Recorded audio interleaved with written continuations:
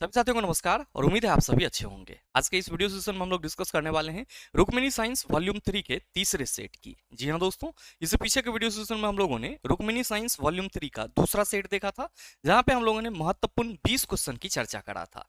दोस्तों आज के इस वीडियो सेशन में भी हम लोग वैसे ही कुछ और 20 महत्वपूर्ण क्वेश्चन की चर्चा कर रहे होंगे, जो आपके आगामी आरआरबी, एएलपी, ग्रुप डी और एनटीपीसी जैसे एग्जाम के लिए काफी उपयोगी है। साथ ही आपकी जानकारी के लिए बताना चाहूंगा कि इस सेशन का जो भी क्वेश्चन है सॉल्यूशन सहित पीडीएफ आपको हमारे टेलीग्राम ग्रुप से मिल जाएगा, जिसका लिंक इस वीडियो के नीचे डिस्क्रिप्शन में दिया हुआ है। आप वहां से जाकर के पीडीएफ को एक्सेस कर सकते हैं। बहरहाल आइए अपने सेशन की शुरुआत करते हैं और चलते हैं पहले क्वेश्चन की तरफ। मेरे मित्र, आपका जो पहला क्वेश्चन है आज के इस सेशन का, क्वेश्चन नंबर 1 आपसे पूछा जा रहा है कि किसी पारितंत्र में कौन सा जैविक घटक सबसे अधिक संख्या में मौजूद होता है। ऑप्शन है प्राथमिक उपभोक्ता, दूसरा है तृतीय उपभोक्ता, तीसरा है आपका द्वितीयक उपभोक्ता और चौथा है आपका उत्पादक। मेरे मित्र, आपसे सवाल यह पूछा जा रहा है कि जो कोई भी इकोसिस्टम होता है या जो पारितंत्र होता है, उसमें कौन सा जैविक घटक सबसे अधिक संख्या में मौजूद होता है। बोले तो सर्वाधिक संख्या में मौजूद होता है। आप सभी क्या कहेंगे कि गुरुजी पहले तो हमें यह बताओ कि ये पारितंत्र क्या होता है। मेरे मित्र, इसी को हम लोग इकोसिस्टम कहते हैं। और जो हम लोग का पर्यावरण है या जो इकोसिस्टम है, ये मूल रूप से दो चीज से मिलकर बना हुआ है। पहला तो आपका बायोटिक कंपोनेंट और दूसरा आपका अबायोटिक कंपोनेंट। ध्यान रखना कि बायोटिक कंपोनेंट को हम लोग हिंदी में क्या कहते हैं, आप सभी याद रखेंगे, जैविक घटक कहते हैं। और अबायोटिक कंपोनेंट को हम लोग हिंदी में क्या कहते हैं, अजैविक घटक कहते हैं। और मेरे मित्र, जैविक घटक के अंतर्गत कौन आ जाएंगे, आप सभी कहेंगे कि गुरुजी जितना भी पेड़ पौधा जीव जंतु है, ये सब के सब किसके अंतर्गत आ जाएंगे। आप कहेंगे कि गुरुजी जैविक घटक के अंतर्गत आ जाएंगे। अजैविक घटक की बात करेंगे तो मृदा यानी कि भूमि आ जाएगा, वायु आ जाएगा, जल आ जाएगा। ये सब के सब क्या कहलाएंगे, आप कहेंगे सर अबायोटिक कंपोनेंट कहलाएंगे। और बेसिकली हम लोग का जो पर्यावरण या इकोसिस्टम है, ये इसी दो मूल चीज से मिलकर बना होता है। साधारण तौर पे हम लोग कहते हैं कि वैसा वैसा घटक पर्यावरण का जिसमें जान हो। तो पेड़ पौधा और जितने भी प्रकार के जीव जंतु हैं, इन सभी में जान होता है। That's why they are called biotic component of an ecosystem. ये सब इसलिए क्या कहलाते हैं सर, किसी भी पारितंत्र के जैविक घटक कहलाते हैं। जबकि मेरे मित्र, मृदा वायु जल इन सभी में कोई जान नहीं होता है, इसीलिए इसको हम लोग क्या बोलते हैं, आप सभी कहते हैं अबायोटिक कंपोनेंट बोलते हैं। अब आप सबों को मालूम है कि जो जैविक घटक है, बायोटिक कंपोनेंट है, इन सभी का जो पोषण होता है वो अलग अलग होता है। और इन सभी के पोषण स्तर के आधार पर, या आप कह सकते हो इन सभी के पोषण के अलग अलग होने के आधार पर, जितने भी बायोटिक कंपोनेंट है, इन सभी को हम लोग 4 भाग में डिवाइड करते हैं। कितने भाग में, 4 भाग में डिवाइड करते हैं। और आप सभी क्या कहते हैं कि गुरुजी जो हमारा 4 भाग होता है वो कुछ इस तरीके से होता है। प्रथम स्तर पर हमारा उत्पादक आ जाता है, फर्स्ट स्तर पर हमारा कौन आ जाता है, उत्पादक आ जाता है। द्वितीय स्तर पर कौन आ जाता है, तो आप सभी कहते हैं प्राथमिक उपभोक्ता आता है। द्वितीय स्तर पर प्राथमिक उपभोक्ता आता है। तृतीयक स्तर पर कौन आ जाता है, आप सभी कहते हैं गुरुजी द्वितीयक उपभोक्ता आ जाता है। और चतुर्थ स्तर पर आपका कौन आ जाता है, तो आप सभी कहते हैं तृतीयक उपभोक्ता आ जाता है। कौन आ जाता है, आप सभी कहते हैं तृतीयक उपभोक्ता आ जाता है। तो मेरे मित्र, ये जो आपका प्रोड्यूसर है और फिर इसके बाद कंज्यूमर है, ये सभी क्या कहलाते हैं, पोषी स्तर कहलाते हैं। और आपसे पूछा जा रहा है कि किस पोषी स्तर पर जीवों की संख्या सर्वाधिक होती है। और ये सब के सब, मतलब आप अगर नीचे से आओगे तो ये आपका फर्स्ट स्तर होगा, यानी कि इसको प्रथम पोषी स्तर कहेंगे। सर प्राथमिक उपभोक्ता को हम लोग द्वितीय पोषी स्तर कहेंगे, द्वितीयक उपभोक्ता को हम लोग तृतीय पोषी स्तर, और तृतीयक उपभोक्ता को हम लोग चतुर्थ पोषी स्तर के रूप में जानते हैं। और ये मेरे मित्र क्या है, तो जितने भी बायोटिक कंपोनेंट हैं, जितने भी आपका जैविक घटक है, उन सभी को हम लोग इस 4 कैटेगरी में डिवाइड करते हैं। सिर्फ आपका प्रथम स्तर ही क्या कहलाता है, उत्पादक, प्रोड्यूसर। बाकी के ये तीनों क्या कहलाते हैं, आप सभी याद रखेंगे, उपभोक्ता यानी कि कंज्यूमर कहलाता है। और मेरे मित्र, आप सभी को यह ध्यान में रखना होगा कि फर्स्ट जो आपका मतलब स्तर है या प्रथम स्तर जो उत्पादक है, वो इसलिए क्योंकि जितने भी ग्रीन प्लांट्स होते हैं वे सब के सब अपना भोजन प्रकाश संश्लेषण प्रक्रिया के थ्रू बनाते हैं। किसी के लिए अपने भोजन के लिए किसी अन्य चीज पर डिपेंड नहीं होते। दैट्स वाई इसको क्या बोला जाता है, उत्पादक बोला जाता है। अब उत्पादक को छोड़ करके बाकी जितने भी जीव आप देख रहे हैं, हम, आप, मेढक, पक्षी, ये सब के सब क्या है सर, उपभोक्ता कहलाते हैं। क्यों, क्योंकि ये डायरेक्टली या इनडायरेक्टली, प्रत्यक्ष रूप से या अप्रत्यक्ष रूप से किस पे डिपेंड होते हैं, उत्पादक पे डिपेंड होते हैं, प्रोड्यूसर पे डिपेंड होते हैं।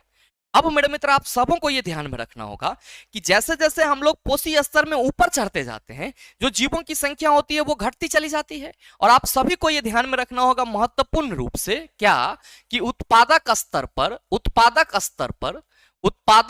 पर जीवों की संख्या, उत्पादक स्तर पर जीवों की संख्या क्या होती है, आप सभी याद रखेंगे, सर्वाधिक होती है। क्या होती है? सर्वाधिक होती है, यानी कि मैक्सिमम होता है। तो आपसे जो सवाल करा जा रहा है उसका सीधा सा आंसर आप कहेंगे ऑप्शन नंबर डी हो जाएगा। मेरे मित्र आप सभी ये याद रखिएगा कि जो ग्रीन प्लांट्स प्रकाश संश्लेषण प्रक्रिया के थ्रू अपना भोजन तैयार करते हैं, तो सिर्फ और सिर्फ कुल सौर ऊर्जा का केवल 1% भाग ही क्या होता है, तो सर जो पौधे द्वारा प्रकाश संश्लेषण की प्रक्रिया होती है उसमें सौर ऊर्जा का 100% में से लगभग 1% भाग ही क्या होता है सर, ऊर्जा परिवर्तित हो पाता है। क्या होता है? ऊर्जा परिवर्तित हो पाता है। तो अगर आपसे कहीं पे भी ये सवाल पूछ लिया जाए कि सौर ऊर्जा का कितना परसेंट भाग जो है वो प्रोड्यूसर उत्पादक के द्वारा उपयोग में लाया जाता है या परिवर्तित किया जाता है, तो आप सभी ध्यान में रखेंगे कि सौर ऊर्जा का लगभग 1% ही पादप द्वारा ऊर्जा में परिवर्तित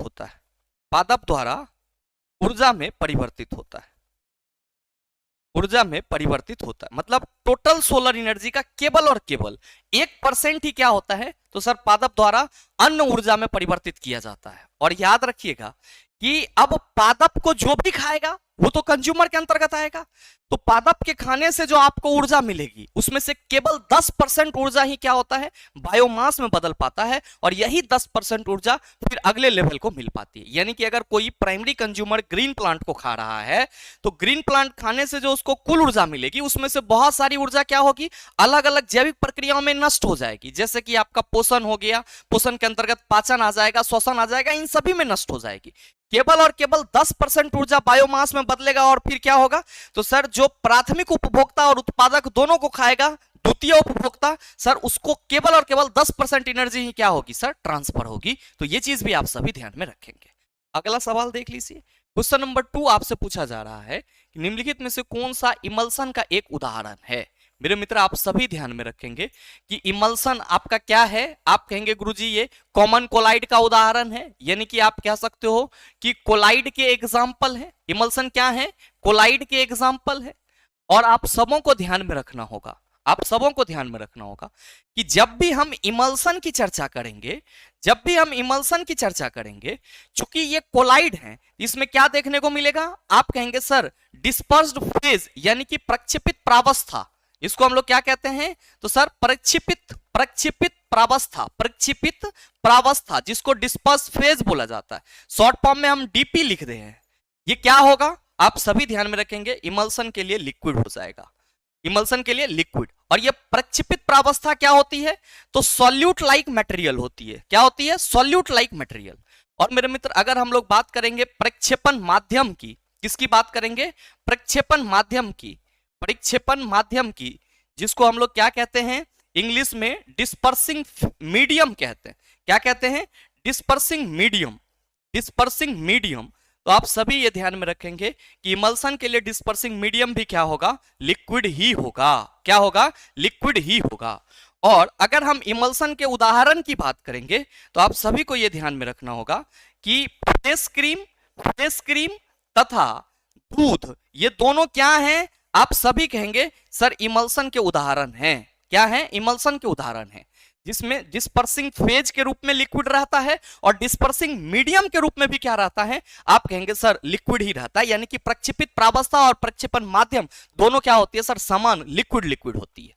सवाल यह है कि निम्न में से कौन सा इमल्सन का एक उदाहरण है, तो मैंने बता दिया कि फेस क्रीम और दूध इमल्सन का उदाहरण है। तो आप कहेंगे गुरुजी हमारा राइट आंसर तो हमको मिल गया, that's why we can say that right answer of this question is option number C. लेकिन सवाल यहां पे ये है कि स्पंज, रबर और फोम ये क्या होंगे।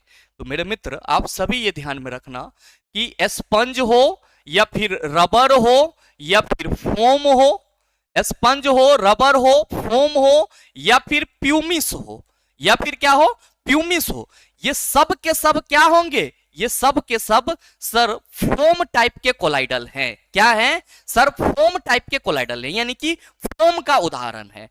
अब ये जो फोम है इसके लिए हम लोग डिस्पर्स्ड फेज क्या लेते हैं? आप सभी याद रखेंगे गैस। क्या लेते हैं? गैस। और इसके लिए डिस्पर्सिंग मीडियम क्या होगी? आप सभी याद रखेंगे सॉलिड होगी। क्या होगी? सॉलिड होगी।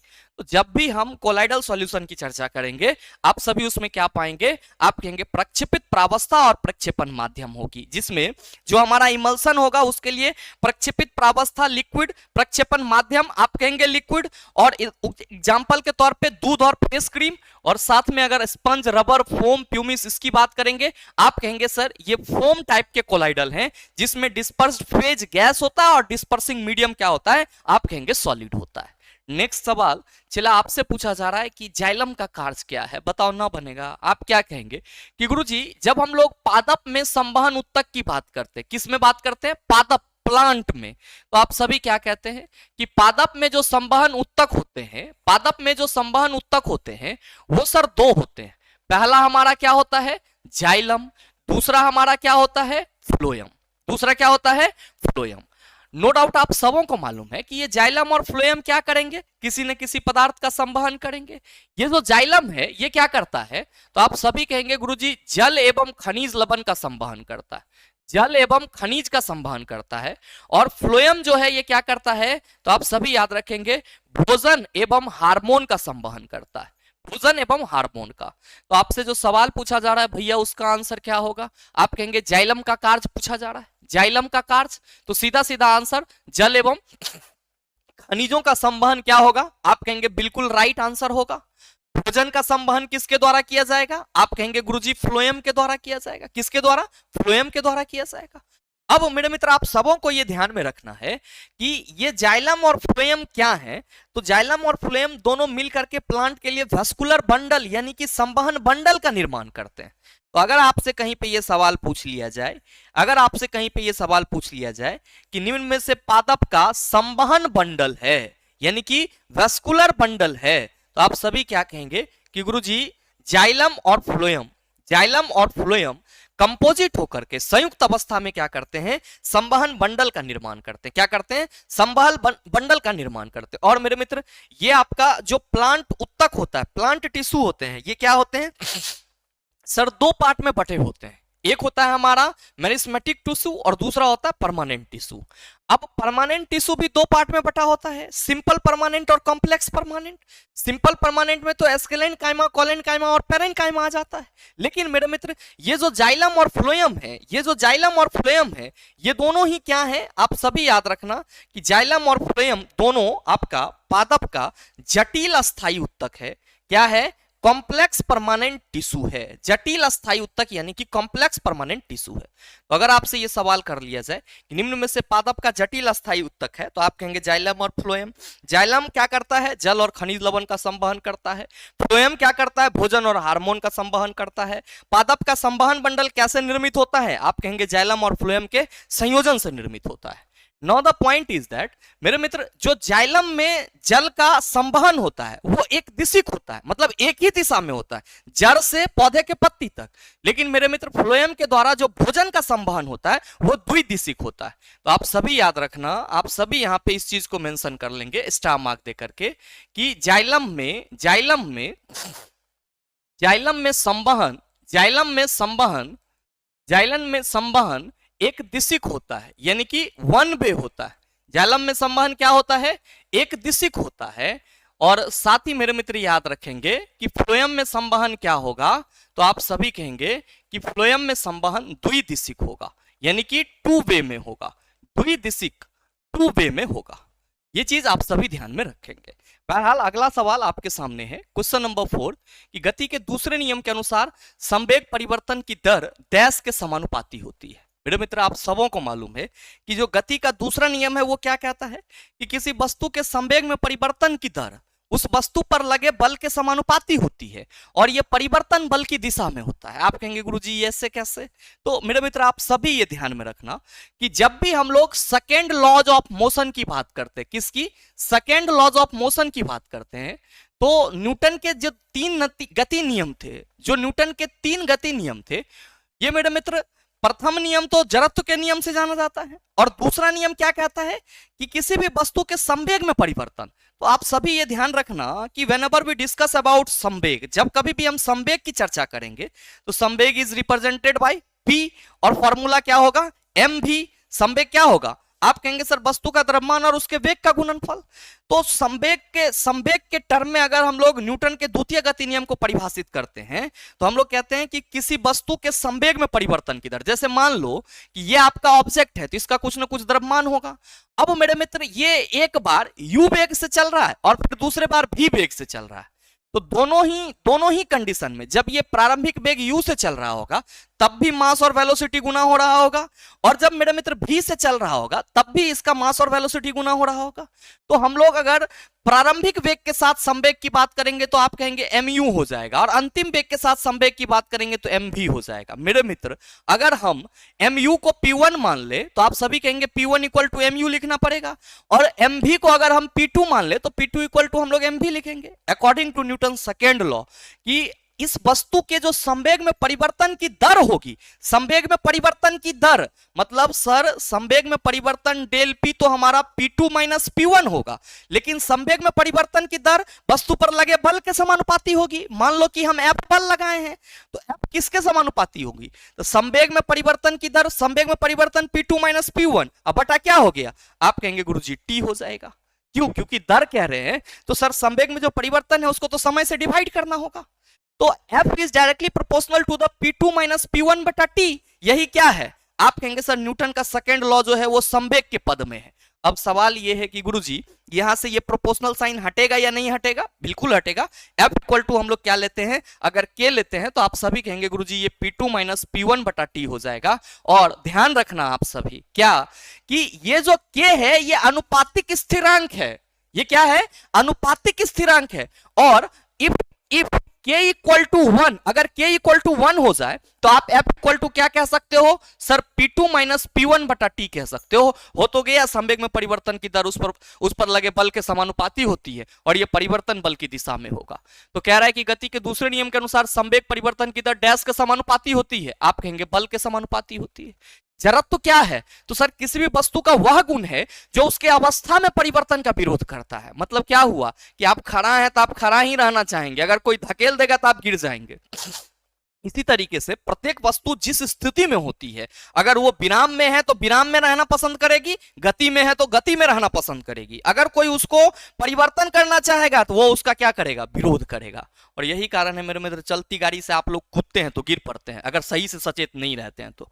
बाद बाकी ऊर्जा आप सभी समझ रहे होंगे गुरुजी, कार्य करने की क्षमता ऊर्जा कहलाएगी। और विस्थापन क्या है, तो आप सभी कहेंगे कि गुरुजी विस्थापन इज रिप्रेजेंटेड बाय डी, और क्या होगा एक्सएफ माइनस एक्सआई। मतलब सर अंतिम स्थिति और प्रारंभिक स्थिति के अंतर को हम लोग विस्थापन कहते हैं। एक सदिश राशि होती है जो कि आप कह सकते हो एक निश्चित दिशा में तय की गई सूक्ष्मतम दूरी होती है। अगला क्वेश्चन देखिएगा मेरे मित्र, उससे पहले आपकी जानकारी के लिए बताना चाहूंगा कि आपका आरआरबी एएलपी का नया नोटिफिकेशन भी आ गया है और ग्रुप डी आपका तैयारी चल ही रहा है।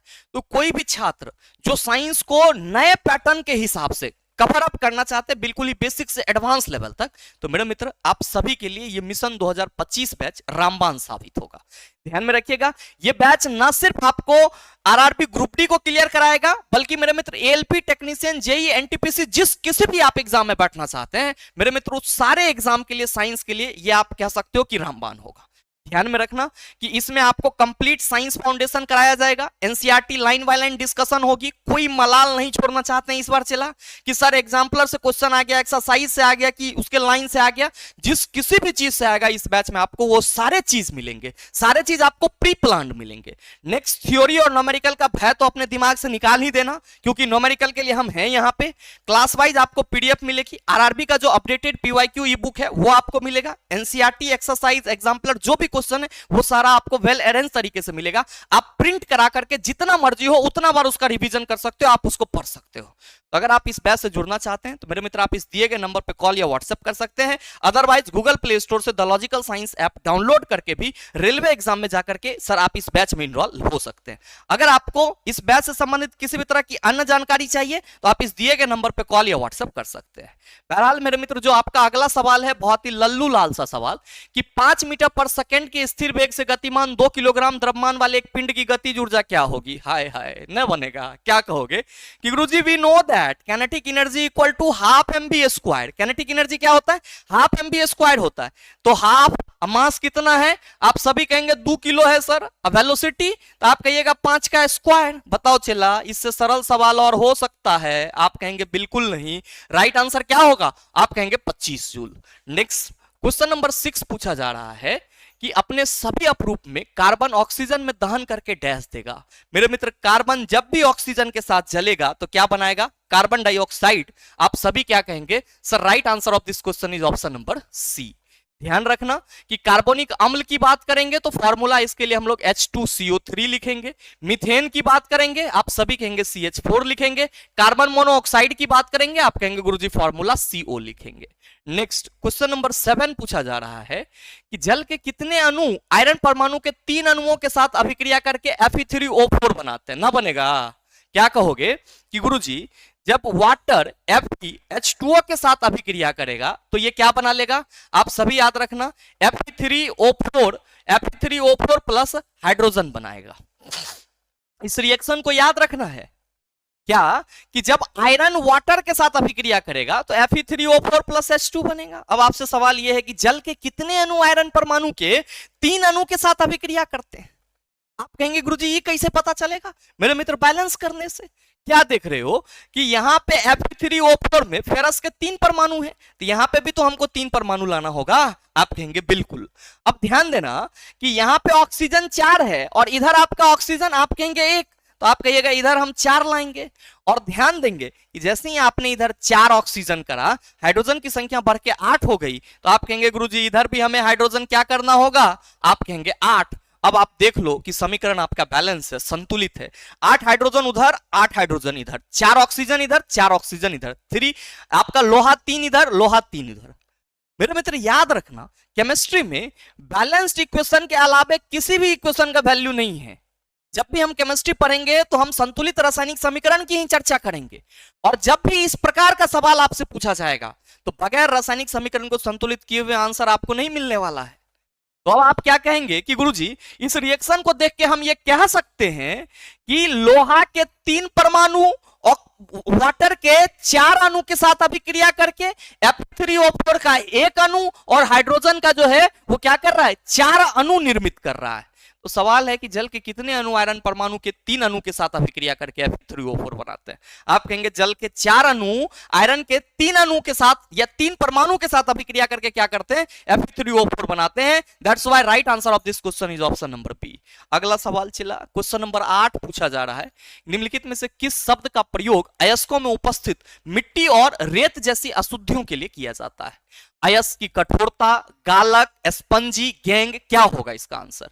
मेरे मित्र आप सभी ये ध्यान रखेंगे कि अयस्क में जो अशुद्धि मौजूद होती है उसको हम लोग गैंग के नाम से जानते हैं। हमेशा ध्यान में रखना कि जब भी हम गैंग की चर्चा करेंगे तो हम लोग सीधे क्या कहते हैं?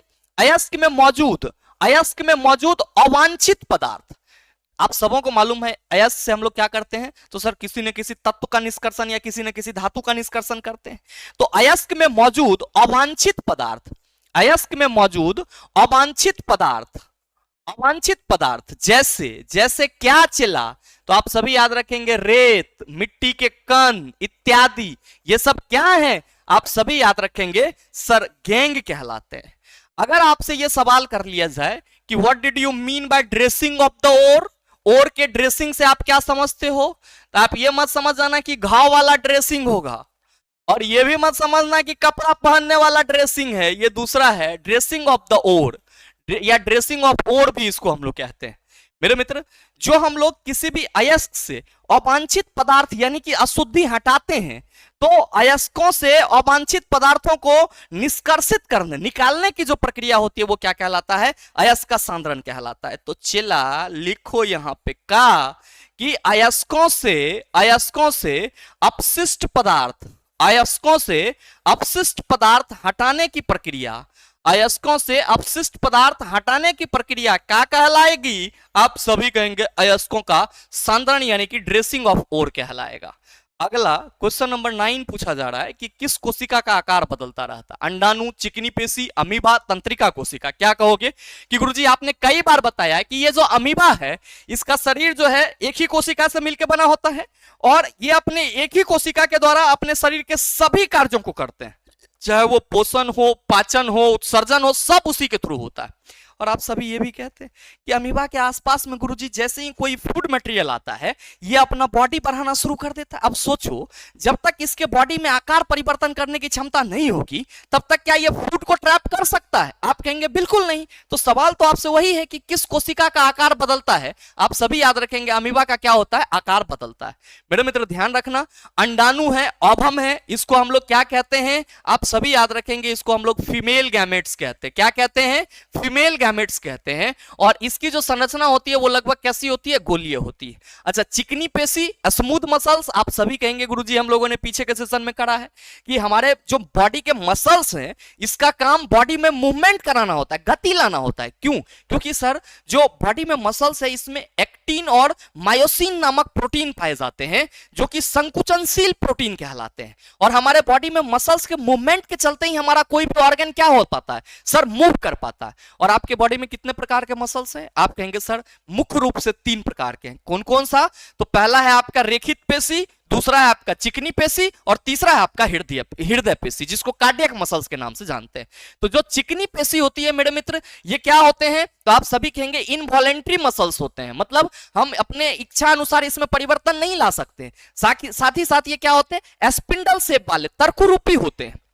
मेरे मित्र तंत्रिका कोशिका, आप सभी कहेंगे गुरुजी तंत्रिका कोशिका हम लोग न्यूरॉन को कहते हैं। और हमारे बॉडी में जो संवेदनाएं उत्पन्न होती है या हम जो रिएक्ट कर पाते हैं ये सब के सब इसी न्यूरॉन की वजह से होता है। और अगर हम लोग कहते भी हैं कि सब शरीर की या मतलब सबसे लंबी कोशिका निम्न में से कौन सी है तो तंत्रिका कोशिका को हम लोग लंबी कोशिका के रूप में देखते हैं, सर्वाधिक लंबी कोशिका के रूप में देखते हैं। अगला क्वेश्चन नंबर 10 पूछा जा रहा है कि किसी जीव का प्रत्येक विशेषक निम्नलिखित में से किससे प्रभावित होता है? कोई भी जीव है उसका जो एक स्पेसीज होगा वो किससे प्रभावित होगा? केवल मातृक डीएनए से, कहा जा रहा है केवल माता के डीएनए से, फिर है कि मातृक डीएनए की तुलना में पैतृक डीएनए से अधिक, केवल पैतृक डीएनए से, मातृक एवं पैतृक दोनों डीएनए से समान रूप से। एक्चुअली में मेरे मित्र आप सभी को यह ध्यान में रखना होगा कि जब भी हम लोग हेरिडिटरी अनुवांशिकी की बात करते हैं तो जो किसी भी जनक के ऑफस्प्रिंग होते हैं मतलब नई संतान होते हैं उसमें उस जनक के कुछ प्रॉपर्टीज आते हैं। क्योंकि अगर हम लोग सेक्सुअल रिप्रोडक्शन की बात करते हैं और सेक्सुअली रूप से प्रोड्यूस हुए किसी भी ऑफस्प्रिंग की चर्चा करते हैं तो आप कहते हैं सेक्सुअल रिप्रोडक्शन के लिए 2 गैमेट्स की जरूरत होगी, एक मेल गैमेट्स और दूसरा फीमेल गैमेट्स। अब मेरे मित्र लिंग निर्धारण के लिए तो मेनली रूप से पुरुष जिम्मेदार होता है यानी कि पिता जिम्मेदार होता है, लेकिन किसी भी बच्चे में जो अनुवांशिक गुण आएंगे वो अनुवांशिक गुण उसके माता और पिता दोनों से मिलते हैं। और आप ये कह सकते हो कि अनुवांशिक गुण के लिए जो रिस्पॉन्सिबल होता है डीएनए, ये सर डीएनए माता और पिता दोनों से समान रूप से प्रभावित होता है। तो जो सवाल है कि किसी जीव का प्रत्येक विशेषक प्रत्येक स्पीशीज निम्नलिखित में से किससे प्रभावित होता है? आप सभी कहेंगे मातृक और पैतृक डीएनए दोनों से समान रूप से प्रभावित होता है। याद रखिएगा आप सभी कि लिंग निर्धारण के लिए केवल और केवल कौन जिम्मेदार होता है? सर पिता जिम्मेदार होता है। तो नोट करके मैं यहां पे लिख दे रहा हूं, आप सभी ध्यान में रखना कि किसी भी बच्चे का डीएनए उसके माता और पिता दोनों से समान रूप से प्रभावित होगा, जबकि बच्चे का लिंग निर्धारण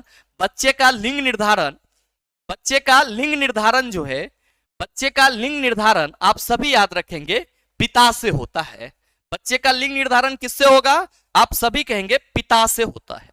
अगला क्वेश्चन नंबर 11 आपसे पूछा जा रहा है कि निम्नलिखित में से कौन सा उदाहरण यह दर्शाता है कि पदार्थ कणों के बीच रिक्त स्थान होता है?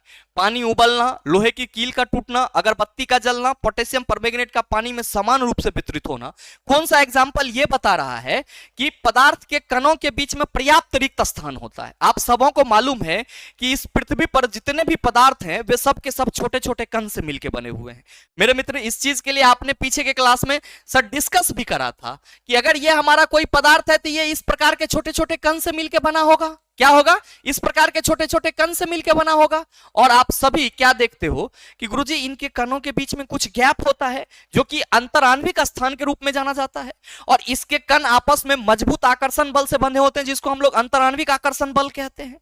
तो मेरे भाई सवाल ये है कि इन चारों ऑप्शन में से कौन सा ये दर्शाता है कि सर पदार्थों के कणों के बीच में रिक्त स्थान होता है। ध्यान देना कि पानी का उबलना, पानी अगर उबल रहा है तो इससे हमें क्या पता चलेगा, आप सभी कहेंगे इससे हमें यही पता चलेगा कि क्वथन की प्रक्रिया हो रही है और पानी के उबलने के लिए 100 डिग्री सेल्सियस तापमान की जरूरत होती है।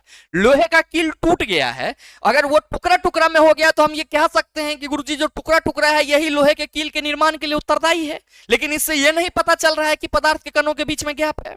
अब तीसरा है अगरबत्ती का जलना, अगरबत्ती जलेगा तो पूरे पूरे रूम में या पूरे घर में क्या होगी, खुशबू फैलेगी। क्यों? क्योंकि उसके जो स्मेल होंगे वो सर हवा के द्वारा विसरित होगा, वायु के द्वारा विसरित होगा। तो अगरबत्ती जलने से जो स्मेल आप सबों तक पहुंच पाती है वो विसरण प्रक्रिया के थ्रू। लेकिन मेरे मित्र जो पोटेशियम परमैंगनेट का पानी में समान रूप से वितरण होता है, तो आप सभी ध्यान देना कि जब पोटेशियम परमैंगनेट KMnO4 को आप वाटर में डालोगे तो सर इसका जो विलयन है वो बैगनी रंग का हो जाएगा। अब मेरे मित्र जो विलयन बैगनी रंग का हो गया है उसमें उसको अगर आप किसी और बीकर में डालते जाओ तो आप क्या पाओगे कि सर जितने भी सादा पानी है वो सबको बैगनी करते चला जा रहा है। इसका मतलब ये हुआ कि ये जो बैगनी रंग है वो पानी के गैप में घुस रहा है, पानी के गैप में घुस रहा है, मतलब पानी के कणों के बीच में जगह है।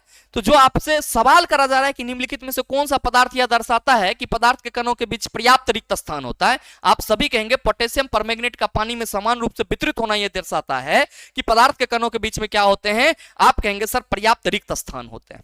मेरे मित्र आप सभी ये ध्यान में रखेंगे कि एक छोटा सा एग्जांपल आप सभी ने अपने गांव में सर जो गंजी होता है या जो उजला कपड़ा होता है उसमें नील डालते हुए देखा होगा। नील डालने के लिए हम क्या करते हैं, सर थोड़ा पानी लेते हैं और उसमें 4 से 5 बूंद नील की जो ड्रॉप होती है वो डालते हैं।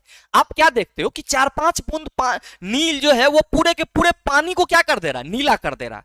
सर ये नीला क्यों कर रहा है, इसलिए क्योंकि नील के जो कण है वो पानी के जो गैप है उसमें जाकर के डिसॉल्व हो जा रहे हैं।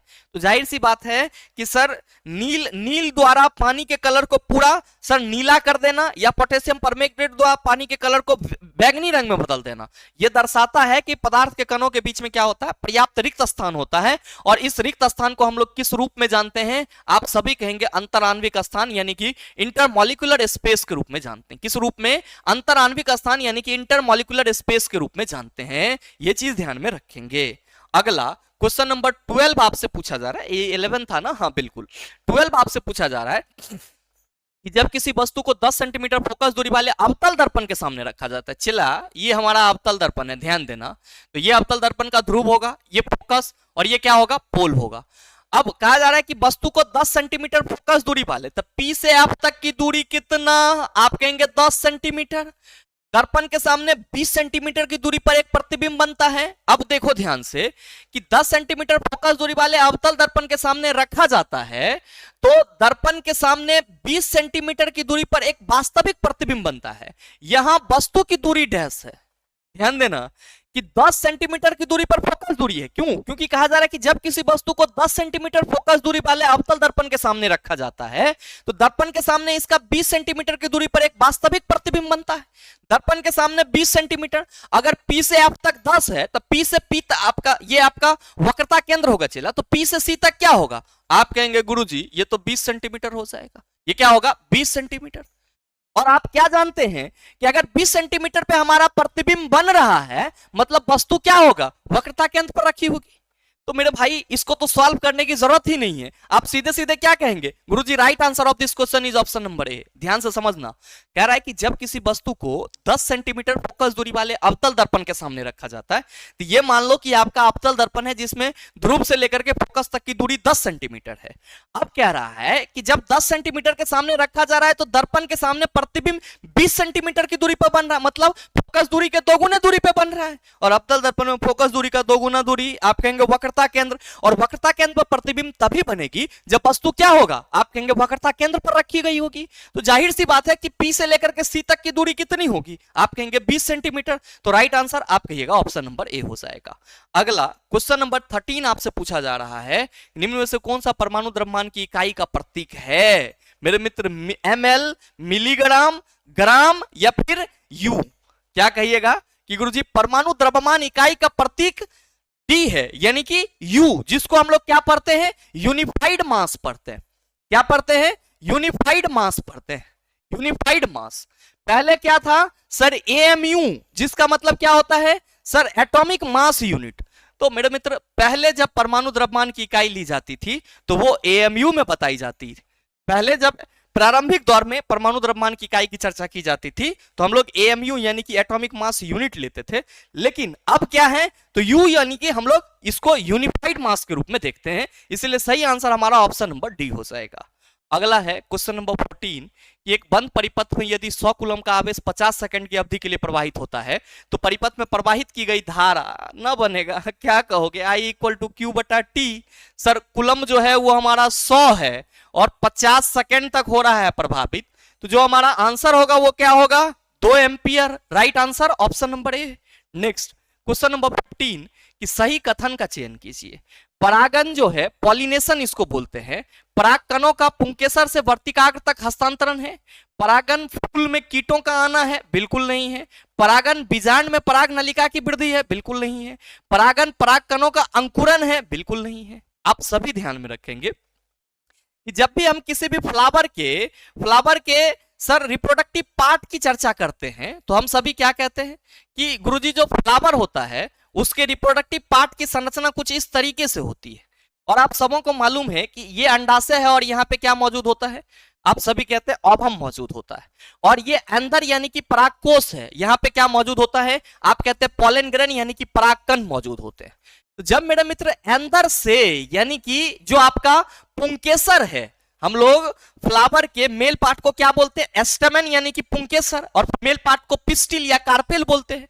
तो जब परागकण आपका अंदर से किस पे आता है सर, जो फीमेल पार्ट है उसके वर्तिकाग्र पे आता है, तो इस प्रक्रिया को हम लोग पॉलिनेशन यानी कि परागन कहते हैं। इसीलिए जो आपसे सवाल पूछा जा रहा है कि सही कथन का चयन कीजिए, तो आप सभी क्या कहेंगे, pollination is the transfer of pollen grains from the stamen to the stigma. मतलब सर पुंकेसर से वर्तिकाग्र तक पराग कणों का हस्तांतरण क्या कहलाएगा, आप कहेंगे परागन कहलाएगा। क्या कहलाएगा, परागन कहलाएगा। मेरे मित्र परागन दो प्रकार के होते हैं, एक होता है स्वपरागन और दूसरा होता है परपरागन। स्वपरागन मतलब खुद से ही क्या हो जाना, पॉलिनेट हो जाना। मतलब क्या कि एक ही स्पीशीज का जो पौधा है उसके अंदर से उसी के वर्तिकाग्र पर क्या हुआ सर, पॉलन ग्रेन्स गिर गया, तो इसको हम लोग सेल्फ पॉलिनेशन कहेंगे। लेकिन दूसरे पौधे पे गिरा तो उसको हम लोग क्या कहेंगे, आप कहेंगे सर उसको हम लोग पर परागन कहेंगे। क्या कहेंगे, पर परागन कहेंगे। नेक्स्ट क्वेश्चन नंबर 16 पूछा जा रहा है कि अम्ल और क्षार के बीच अभिक्रिया। आप सभी कहेंगे कि गुरुजी whenever acid and base reacted together, जब कभी भी अम्ल और क्षार एक दूसरे के साथ अभिक्रिया करेंगे तो ये सॉल्ट और वाटर बनाएगा, यानी कि लवण और जल बनाएगा। लवण और जल, तो देख लीजिए चला किस ऑप्शन में है। अम्ल और क्षार के बीच अभिक्रिया से आप कहेंगे लवण और जल बनेगा। अगला क्वेश्चन नंबर 17 पूछा जा रहा है कि वृत्ताकार विद्युत धारावाही कुंडली के केंद्र पर चुंबकीय क्षेत्र रेखाओं का पैटर्न कैसा होगा। आप सभी देख रहे हैं कि गुरुजी ये हमारा वृत्ताकार कॉइल है और इससे जब करंट फॉलो हो रहा है तो जो आकार बन रहा है वो कैसा, आप कहेंगे सर संवाहक आकार बन रहा है। इसीलिए सही आंसर हमारा ऑप्शन नंबर सी हो जाएगा। नेक्स्ट क्वेश्चन नंबर 18 पूछा जा रहा है कि हमारे शरीर से हानिकारक चापचय अपशिष्ट को किस जैविक प्रक्रिया द्वारा निष्कासित किया जाता है। आप सबों को मालूम है कि आपके शरीर को सुचारू रूप से चलने के लिए भगवान ने क्या करा है सर, कई हिस्सों में आपके बॉडी को मतलब बांट दिया है। आप कहेंगे कैसे, तो गुरुजी बहुत सारे आपके बॉडी में जो है ऑर्गन सिस्टम मौजूद है जो कि पाचन तंत्र, श्वसन तंत्र, उत्सर्जन तंत्र, परिवहन तंत्र के रूप में जाने जाते हैं। पाचन तंत्र का काम पचाना है और श्वसन तंत्र का काम पचे हुए भोजन से ऊर्जा प्राप्त करना है। और जो मेरे मित्र परिवहन तंत्र है वो उत्पन्न ऊर्जा को आपके शरीर के हर एक भाग में पहुंचाती है। जबकि उत्सर्जन तंत्र आपके बॉडी में जितने भी प्रक्रियाएं हुई है, पोषण से लेकर के आपका परिवहन तक, उन सभी के दौरान कुछ न कुछ हानिकारक पदार्थ निर्मित होते हैं और उस हानिकारक पदार्थ को शरीर से बाहर निकालने की प्रक्रिया आप सभी याद रखना उत्सर्जन कहलाती है। तो आप सभी क्या कहेंगे गुरुजी, right answer of this question is option number D हो जाएगा। मेरे मित्र परिवहन क्या है, तो जरूरी और आप कह सकते हो उपयोगी पदार्थों को शरीर के हर एक भाग में पहुंचाना और अनुपयोगी पदार्थों को शरीर के महत्वपूर्ण भागों से निकालना क्या कहलाता है सर, परिवहन कहलाता है। अगला सवाल देखिएगा क्वेश्चन नंबर 19 की दर्पण द्वारा प्रतिबिंब के बनने में परिघटना शामिल है। दर्पण द्वारा कैसे प्रतिबिंब बनेगा, आप कहेंगे सर परावर्तन से। सही आंसर ऑप्शन नंबर ए हो जाएगा। अब अगर सवाल रहता कि लेंस द्वारा प्रतिबिंब के बनने में शामिल परिघटना है तो आप कहते हैं अपवर्तन। मेरे मित्र याद रखेंगे कि इंटरफेरेंस ऑफ लाइट, प्रकाश के व्यतिकरण की बात अगर हम लोग करते हैं तो क्या कहते हैं सर? दो समान आवृत्ति के प्रकाश जब एक दूसरे पे अध्यारोपित होते हैं गमन करने के दौरान, तो हम लोग इसको क्या कहते हैं? इंटरफेरेंस ऑफ लाइट कहते हैं। डिफ्रैक्शन, विवर्तन ऑफ लाइट, विवर्तन प्रकाश का क्या होता है? तो सर प्रकाश की राह में जब कोई अवरोधक आ जाता है तो प्रकाश की किरणें मुड़ जाती है और इसी घटना को डिफ्रैक्शन ऑफ लाइट यानी कि विवर्तन कहा जाता है। अगला है क्वेश्चन नंबर 20, यदि पृथ्वी का गुरुत्वीय त्वरण चंद्रमा के गुरुत्वीय त्वरण का 6 गुना है। पृथ्वी का गुरुत्वीय त्वरण, ध्यान रखना, बहुत सारे बच्चे हलवला जाते हैं। पृथ्वी का गुरुत्वीय त्वरण चंद्रमा के गुरुत्वीय त्वरण का 6 गुना है। यह बात तो सत्य है कि सर जो चंद्रमा का गुरुत्वीय त्वरण है वो पृथ्वी के त्वरण का 1/6 है, तो पृथ्वी का त्वरण चंद्रमा की तुलना में क्या होगा? आप कहेंगे 6 गुना। तो निम्नलिखित में से कौन सा कथन सही है? पृथ्वी पर किसी वस्तु का भार चंद्रमा पर उसके भार की तुलना में 6 गुना अधिक होता है। दूसरा है, जब हम किसी वस्तु का भार पृथ्वी या चंद्रमा पर मापते हैं तो वह एक समान होता है। एक समान तो नहीं होगा। पृथ्वी पर किसी वस्तु का भार चंद्रमा पर उसके भार की तुलना में 2 गुना अधिक होता है। 2 गुना कैसे अधिक होगा? जब गुरुत्वीय त्वरण ही चंद्रमा पर 1/6 होता है तो यहाँ पे सर पृथ्वी पर आएगा तो 6 गुना हो जाएगा, तो 2 गुना का तो सवाल ही नहीं है। चंद्रमा पर किसी वस्तु का भार पृथ्वी पर उसके भार की तुलना में 6 गुना अधिक होता है। चंद्रमा पर किसी वस्तु का भार पृथ्वी पर उसके भार की तुलना में 6 गुना अधिक नहीं, 1/6 गुना कम होता है। तो आप कहेंगे ये भी नहीं होगा। बच गया सिर्फ और सिर्फ ऑप्शन नंबर ए, जिसमें कहा जा रहा है पृथ्वी पर किसी वस्तु का भार चंद्रमा पर उसके भार की तुलना में 6 गुना अधिक होता है। यह बात बिल्कुल सही है। मेरे मित्र ध्यान दो कि अगर चंद्रमा पर किसी वस्तु का भार 6 न्यूटन है तो पृथ्वी पर यह कितना हो जाएगा? आप कहेंगे सर 36 न्यूटन हो जाएगा। इसीलिए सही आंसर आपका ऑप्शन नंबर ए हो जाएगा। तो ये मेरे मित्र आपके आज के इस सेशन के सवाल थे और मुझे लगता है कि आप सभी सवाल को समझ पाए होंगे। साथ ही उम्मीद करते हैं कि ये वीडियो आप सबको अच्छा लगा होगा। अगर आपको वीडियो अच्छा लगा तो वीडियो को लाइक कीजिएगा, ज्यादा से ज्यादा अपने दोस्तों के साथ शेयर कीजिएगा और अगर आप चैनल पर नए हैं तो सब्सक्राइब करके बेल आइकन दबा लीजिएगा ताकि इस तरह के एग्जाम रेलेवेंट वीडियो का नोटिफिकेशन सबसे पहले आपके पास पहुंचे और आप उसको सबसे पहले देख पाओ। मिलते हैं फिर अगले वीडियो सेशन में, तब तक के लिए best of luck. Thank you, have a nice day.